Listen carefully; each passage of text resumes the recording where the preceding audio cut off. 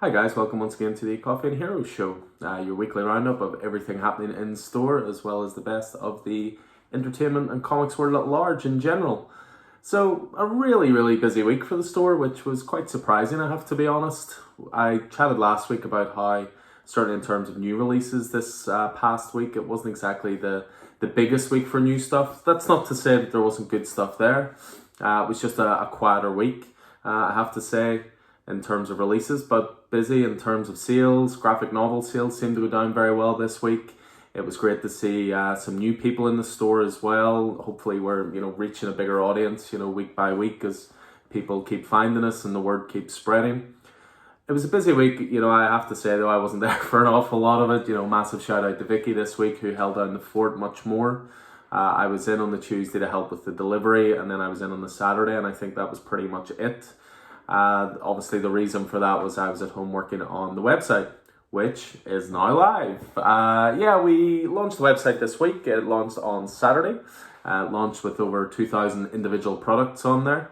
But the idea is that every single week I'll be consistently adding more stock to that. We've got a back catalogue approaching 10,000, and it would have been great to launch it with all that volume on there, but I had a feeling, the website was going to turn into Chinese democracy and never get released. So I just thought, put it out with a good range of products on there, but then obviously with room for adding things. And it gives people a reason to come back to the site every week as well, because there'll be new stuff added. I did manage to get all the podcasts onto there. All of the YouTube content is on there. So it's a one-stop shop for all that good stuff. We started putting some articles on there. There'll be daily articles, I'd say, going up, whether it's discussing news or announcements or, reviews of specific things that we have enjoyed. So the idea is to make the site a one-stop shop and a little bit of a community, as I've stated on here before. So yeah, it was really satisfying to get that launched. We've had a couple of sales through there already. Thanks to everyone who checked it out and anyone who made sale purchases, I should say, so far. But it's great to see that, hopefully that'll give us a different dynamic to the business as well and open us up to a broader range. As I say, this week it wasn't the biggest week in terms of releases. There was still some good stuff. For me, the standouts were more graphic novel based, in terms of releases. Certainly Walking Dead Alien came out, which is a story that was previously digital only and local comic store day only. We had Folklords come out on trade this week. We got a lot of Alien stuff in due to the recent excellent Aliens podcast that Roddy did. But a new feature I'm going to start doing on these YouTube shows is sort of pick out two titles from the past week that really stood out for me. And I say it was a great week for graphic novels. For me, a graphic novel was the title of the week. And I'll certainly go into this in more detail when we record our reviews podcast. But the two standouts for me this week, one was a single issue, which is a indie series, which is called Ascender. This is a series by the very talented duo of Jeff Lemire and Dustin Wayne. These guys, they originally did a series called Descender, which I believe has been picked up for a TV show recently, certainly for the development phase. And then Ascender is the sequel to it. Whereas Descender dealt with sort of technology and how it can overtake the human race, as technology evolves and AI evolves and so forth. Ascender is all about sort of the death of that machine and the evolution and the introduction of magic to the world. It's a perfect sequel that follows. It's 11 issues in so far. There are a couple of trades available. It's another one of those titles I try to keep in the store at all times because it's awesome. But single issue wise, it is just wonderful. Beautiful art. Really good storytelling. Really great characters. So really recommend that, guys. But for me, the title of the week is easy, and it was this, Pulp. This is an original graphic novel by Ed Brubaker and Sean Phillips. Great team who always work together. Criminal, Fatale, Fade Out, all the good stuff. My heroes have always been junkies. This is their latest one, and it's an original graphic novel. It's probably, I'd say, around 65 to 70 pages, but the amount of depth to this was incredible. The basic story follows an older guy in the 1930s. The world is on the brink of World War II. Nazism is on the rise. Hitler's influence around the world is on the rise. And this old timer makes his living telling these old pulpy cowboy stories. But what is interesting about it is these old cowboy stories he's talking about of bandits and hold-ups and shootouts. It's all stuff that he lived and went through. And then it's all about how someone who was an outlaw then moved into the 20th century, and he's just a broken down old man. You know, he's a man of power in the Old West, but then as the world has moved on, he's been slightly left behind.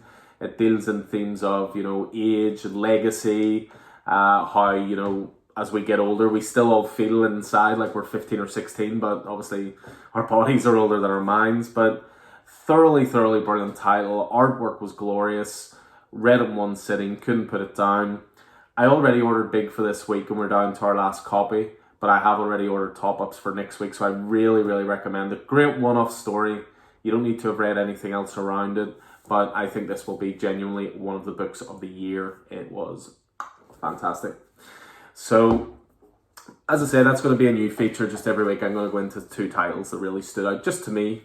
Now, I haven't made it all the way through my pull list, so I've made it through about 3/4 of the way.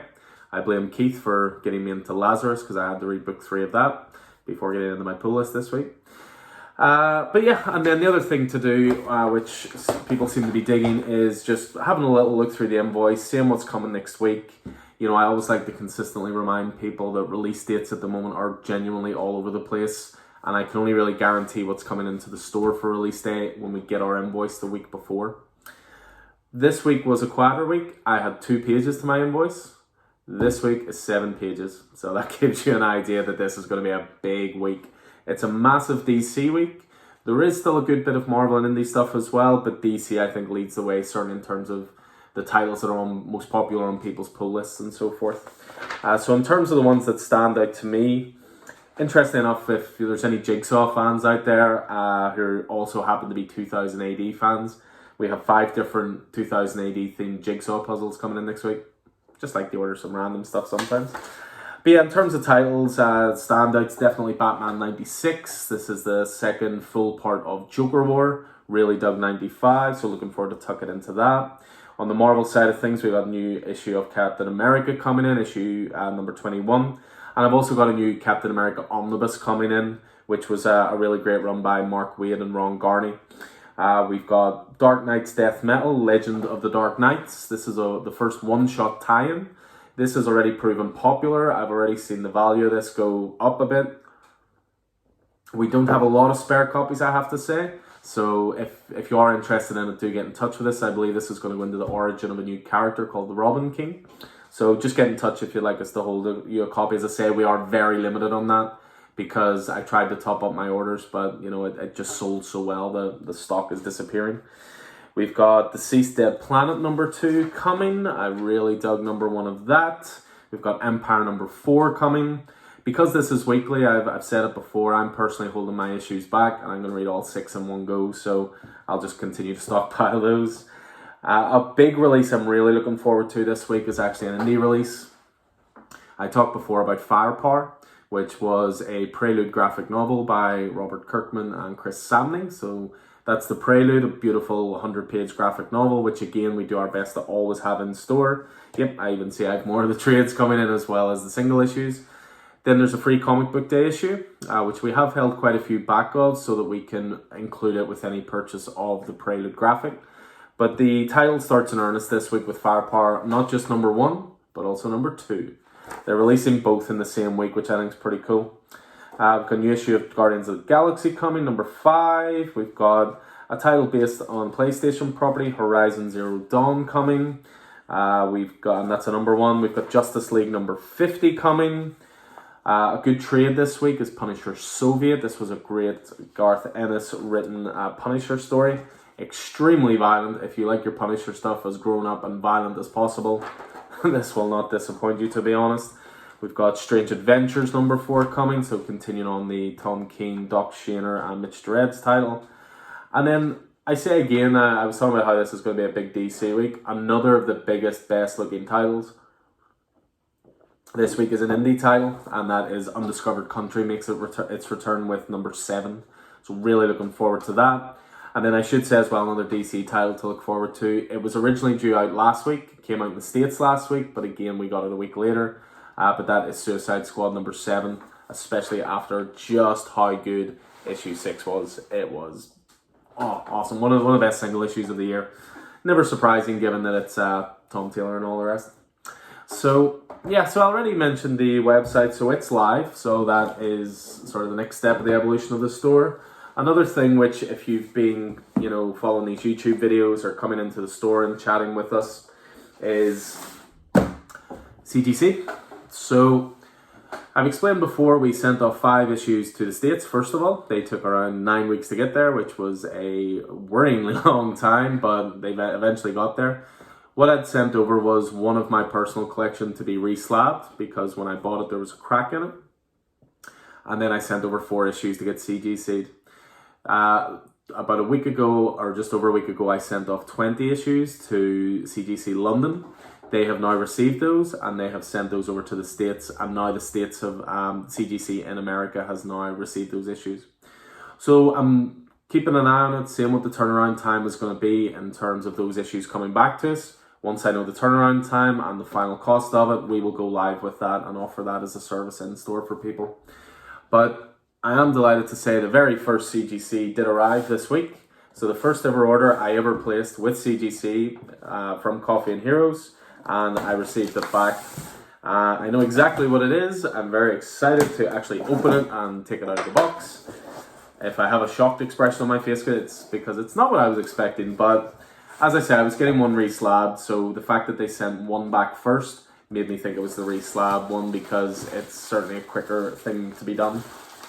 So, take that out of there. Ah, it's so glorious, so glorious. This was one of my personal favourite single issues of the last few years, one of my favourite titles. The hardcover graphics behind me, the single issues are upstairs. But I always wanted a graded #1, and that is what I've now got with my beautifully recased Mr. Miracle #1, 9.8. So, yeah, glad to see that back. There was a big crack down the side of it when I bought it. I bought it privately, and when it arrived and there was a crack in it, in fairness, the guy who sold it to me, he refunded me half of the money, so that then I could use that to pay for the cost of getting it reslabbed. So, there are good people out there in the world who you deal with. So yeah, that goes into the personal collection. My CGC seems to be growing quite substantially in the last little while. I think I've got about 10 slabs now, and this is from a guy who 6 months ago said he would never do slabs. So there you go. What else we got? So this week as well, the new previews books arrived. So we always have these in store. So once a month the previews books come out, they show what's going to be coming out in a couple of months' time, and then we take pre-orders, and then we order set amounts of what's coming out. So there used to be 3 books. There used to be a Marvel book, which is there. Then you would get the sort of bulky previews book. This was all your indie stuff and your merchandise. So this will have your Image, your Boom, your Dark Horse, your Valiant, your Aftershock, etc., etc. And also a healthy dose of collectibles and merchandise. But then there used to be a 3rd book, and that was the DC book, but unfortunately, with things being the way they are with DC and previews and Diamond, DC have decided to go their own way. So what they do, again, I've said this before, but I just like to, in case this is the first time you're tuning into us, but what they've started doing is what's called DC Connect, CONNECT. All you do is Google it, DC Connect. The current issue is #3, and then it'll give you a link to then download the full book onto a PDF.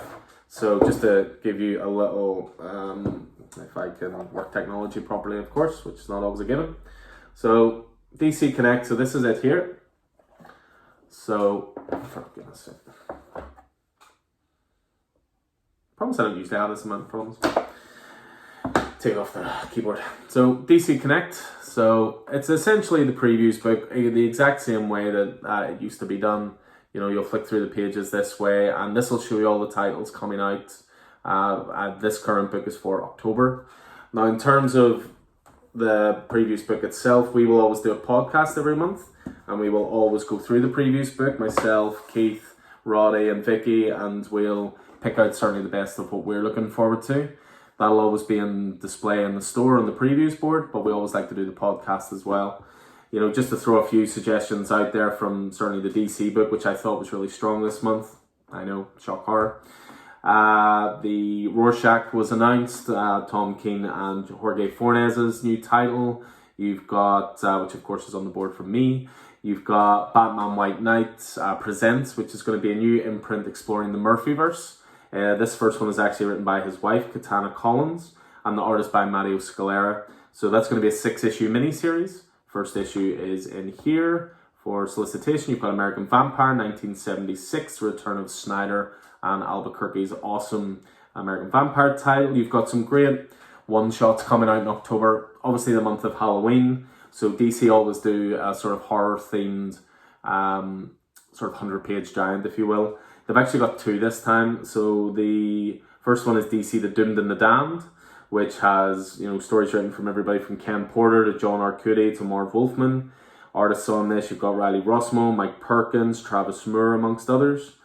But they're also doing a Legend of the Swamp Thing Halloween Spectacular.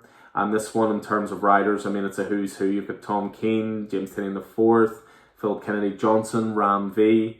And then in terms of artists, again, great selection here. You've got Mike Perkins, Christian Ward, Emma Rios, and a few more as well. Three Jokers continues this month as well. Death Metal continues. Again, loads of great stuff in terms of those metal one-shots. So check out the DC Connect book. It's completely free. You don't have to pay anything for it. With the Marvel and the other previews books, you can find these individually online, but I think as a selected book, you can only really get them in hard copies. The Marvel book for me was a little, not necessarily weaker this month, but just that had less sort of jumping on points for people. There's a lot of great stuff continuing. Such as, the X of Swords event is continuing there. You've got Amazing Spider-Man hitting number 50, so they'll do an oversized issue for that. You've got Thor continuing. You've got Rise of Ultraman continuing. You've got Iron Man continuing. So there's good stuff in here, but it's just there's not necessarily loads of good jumping on points, but I'm sure Keith will find a few anyway. And then the indie book, I have to say, was very strong. So same again, check out the previews podcast coming next week for more detail on this. But just to throw out a few, you've got The Scumbag #1, which is a new Rick Remender title. He of Deadly Class, so of course I'm all over that. You've got Walking Dead Deluxe, we had talked about before, the new colorized version of Walking Dead from the very start. You've got Commanders in Crisis by Steve Orlando.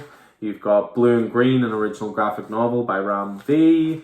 You've got tons of great stuff in here, and another one I just have to throw a shout out to before I finish off the preview section. Actually, I'll throw out 2.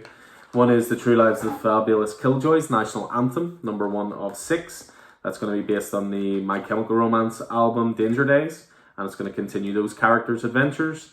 But the other one I had to throw out there, just because I get the feeling there are a lot of 80s kids who watch this and who, will love this kind of stuff.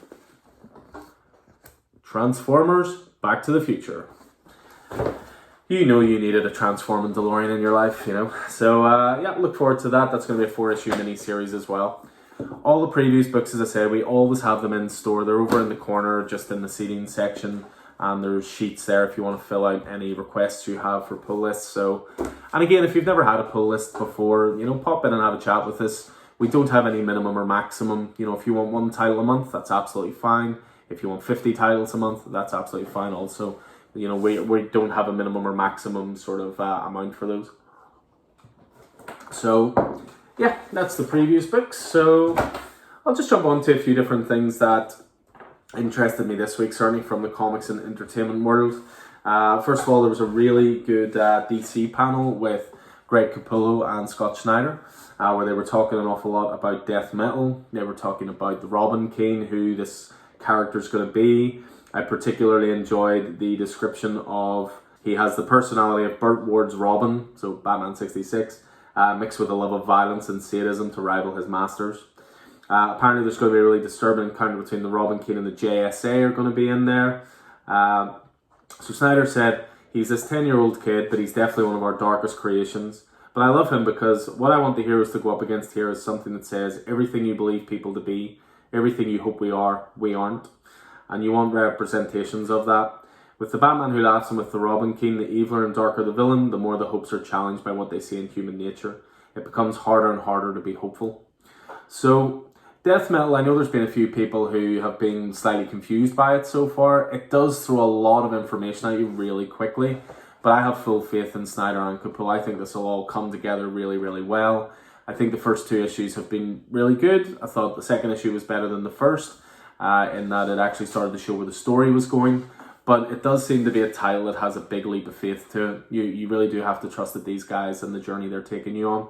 I'm looking forward to the one shot this week, as I say, the Legends of the Dark Knights. That to me sounds a little bit like the Origin one shots that we got before in the first metal. So things like Red Death, The Merciless, The Drowned. And I love those sort of one-shot stories. The Batman Who Laughs one was a particular standout. And I think it was actually written by James Tynion off the top of my head. So yeah, really, really, really worth checking that out. You can find it through IGN. And you'll find links to it, and they'll actually show you the whole interview of those guys, but really good storytellers. Another thing that I saw last week, I literally saw it just after I'd finished recording last week, but I was keeping an eye. I'd mentioned before the Justice Con event that was being organised, and that Zack Snyder was going to be appearing on it. He appeared and showed a small clip, very small clip, but a very impactful clip. It essentially is Black Suit Superman. It essentially said to me in the space of 16 seconds, he understood more about these characters than Joss Whedon. That's not me bashing Joss Whedon, just so we're clear. The man has achieved a lot of great stuff through his career. I just don't think he got the DC characters. He tried to Marvelify them. And the thing about it is, I love Marvel and I love DC, but I have no problem with them being completely different. I have no problem Marvel being the four-color Saturday morning cartoon adventure, and DC maybe being a little darker and maybe a bit more pathos to it. But that's just personal opinion. And people say that when Justice League came out that, Whedon hardly added anything to it. He just filmed a couple of scenes. Well, in this panel that Zack Snyder did, he said not one frame that he didn't shoot will be in this movie. So if that's the case, and he's got 4 hours worth of footage, and Joss Whedon released a 2-hour movie, it says to me that a hell of a lot was reshot for that movie. So I can't wait for the Snyder Cut. As anybody who watches this or comes in this store knows, I think it's going to be really interesting. It might not be amazing, but it'll be interesting. And it'll satisfy a lot of people's curiosity. So look that up. It's actually a really good panel. I mean, I really enjoyed Zach talking about how the guys who organised Justice Con, they also set up a lot of charity work. And they raised, I think it was over $150,000 for suicide prevention charities. And so there's a lot of good work that's went into this, as well as just trying to obviously get access to the Snyder Cut of Justice League. But really good panel in general. He talks about Superman quite a bit at length as well. So I thought that was something really, really cool.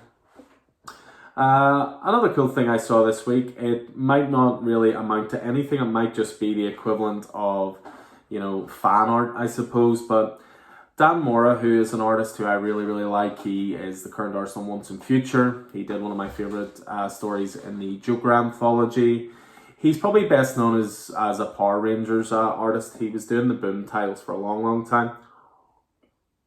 But he was putting up on social media this week a series of designs for Rangers-inspired takes on the Bat family. So he released like these cool little things. So this is like what a Batman Power Ranger would look like. We have, a Robin design just there. So this might just be the equivalent of cool fan art. Now, the thing about it is Dan Mora is probably one of the most in-demand artists in the comics world at the moment. So I personally think, although you want to do a lot of things for fun, I don't think he has a lot of time to do things for fun. So I personally think this will lead somewhere. I'd be very surprised if you don't see an announcement soon. IDW and DC worked before recently with a Batman Turtles crossover. They actually did 3 volumes of it. It was very successful. It even got turned into an animated movie. So I would be very surprised if this doesn't ultimately lead to something. I mean, there's a good shot there of a Nightwing and Red Hood inspired one as well. So keep your eyes open for that. If it is just fan art, it's pretty cool. But I have a feeling that's going to lead to something more. What else have we got? A little bit of Star Wars stuff. Unfortunately, Ron Howard shot down the idea of there being a sequel to Solo. Anyone who knows me, I'm not the biggest Star Wars guy, but I really dug Solo. I maybe went in with low expectations, but I thought the world building in it was great. I thought you saw corners of the Star Wars universe you hadn't seen before. I thought it was exciting. I thought it was well acted. I thought it was funny. You know, it just seemed to suffer from the fact that, unfortunately, you know, the main character wasn't Harrison Ford, you know. But yeah, there was a lot of talk this week of maybe there being a Disney Plus spin-off series or a movie or something. But you know, they've said Ron Howard, who ultimately stepped in to direct it, he has basically said that there's nothing in the pipeline, which is a shame, as I say, because personally anyway, I really dug it. What else we got? I put a little article up on this on the website, but Rebellion offered a little bit of an update on the Judge Dredd universe. Judge Dredd's been a bit weird in live action. You know, there's the 95 Stallone movie. I personally don't think it's a bad movie. They got a lot of stuff right in it. I thought their depiction of Mega City 1 was great. I thought the makeup effects were great. And I thought Stallone as Dredd was great when he was wearing the helmet. The problem was he took the helmet off for most of the movie, because if you're a movie executive and you're paying for Sylvester Stallone, you want to see Sylvester Stallone. So Carl Urban had no such sort of vanity in his 2012 adaptation, just simply called Dredd. And I thought it was great. I thought it was really, really good. Really good 3D effects as well, actually. If you get a chance to see the 3D version of Dredd, it's really, really cool. But there's been talk for years now of maybe a Mega City 1 TV show that Carl Urban would dip in and out of. You know, he wouldn't be a serious committed actor to it, but he'd maybe do, say, episode 1, and then he'd be in episode 9 and episode 15. But you can tell great anthology stories around Mega City 1. So the rights to it have now reverted to Rebellion. So the guys who created this stuff, created this universe, now hold the live action rights. But the CEO of Rebellion, Jason Kingsley, he said this: "I want there to be a sequel to the 2012 movie Dredd. We've got the rights back, so we can do it. We've just got to get rid of this virus thing that's going on at the moment, and then hopefully things can kick off in all sorts of different areas of making film and TV. It's just all very messed up at the moment for everybody. A lot of work has been done on all sorts of different scripts, actually. So Mega City 1, the TV show. Basically, we can't go into production because of the situation, and we've got scripts and everything is ready to go." And he even said that, you know, if everything works out, you know, if they can get certain people back to it, it might even be fun to get Stallone back. So yeah, it does give a little bit of brief hope to it, I suppose, which is cool. What else we got? A little bit of manga love. There is now going to be a 4K Ultra HD remaster of Ghost in the Shell, which is going to come out in time for the movie's 25th anniversary. This is one of the best mangas you'll ever see. It's a movie that unfolds in 2029. And don't think of the Scarlett Johansson movie, although to be honest, I was entertained by it. It wasn't a great adaptation, so to speak, but I actually thought it was quite entertaining. But the original is absolutely awesome. There is a trailer out there for the 4K as well, so just search that out, and I'll be picking that up day one, I have to say. Another interesting trailer actually came out as well, which is for another DC animated movie, which is Batman Death in the Family. Death in the Family is a very iconic comic in Batman lore. It arrived in 1988, and it was at a time when Tim Drake had not yet become Robin. It was still Jason Todd. And Jason Todd, to be honest, was not particularly loved by fans. You know, they saw him as a big massive chip on his shoulder and bad attitude and this and that. So DC came up with this idea to do a story called Death in the Family. And one of the issues would end with, and to be honest now, people say comics are for kids. This still is actually rough for me to read. But there's a scene in it where the Joker actually has Jason Todd lying on the floor, and he just beats at him with a crowbar, you know, maniacally, laughing. And then the issue ends with an explosion of the building that Jason Todd was in. So what DC did at the time was they opened up a phone line, and you could basically vote, should Jason Todd survive or should he die? And what was interesting about it was, I mean, first of all, it almost made it like an interactive comic, which was kind of cool. But apparently there was only something like 200 votes in it, and people voted for him to die. And then obviously Jason Todd was out of the comics for a long time. He then had his resurgence as Red Hood and so on and so forth. But yeah, the Death in the Family one that they're doing, the animation. So it's actually taken its cue slightly from Black Mirror, which has been shown on Netflix. It's a show where there's always a certain amount of interactivity. You can choose like the story branches for where it goes. And they're actually going to do that. There's going to be an interactive thing where people can direct what way the story can go, almost like a sliding doors type thing. But I would imagine that it will definitely have the capacity to have Jason Todd survive, which would be interesting to see, I have to say. So again, there is a little trailer out for that as well. I'm not sure if there is a exact release date for it, but we'll wait and see. The DC animations, I've spoke about it before, that can be a little hit and miss for me, but this sounds pretty interesting, I have to say. And just one final thing to finish on. I have to pre-warn you spoilers for Venom 26, which recently came out, sold out in the store. Second printings are on the way. But this was a story I found quite interesting that, you know, and this is something that's a bit more new to me, but Marvel heads out there probably know all this kind of stuff. But so Marvel have a version of their universe. The way DC have their multiverses, Marvel have the Ultimate Universe, which is Earth 1610. And it features the characters that were in the Ultimates comics in sort of the early 2000s.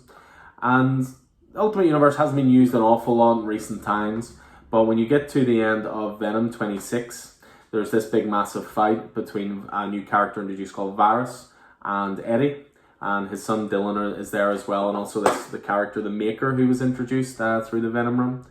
And the fight ends up going through into this alternate dimension, and they have essentially been taken to Earth 1610. So it's kind of a cool little nod. It might open up the Ultimate Universe for more people to explain stories in that as well. I always like it when they're able to do stories that maybe twist slightly on the norm.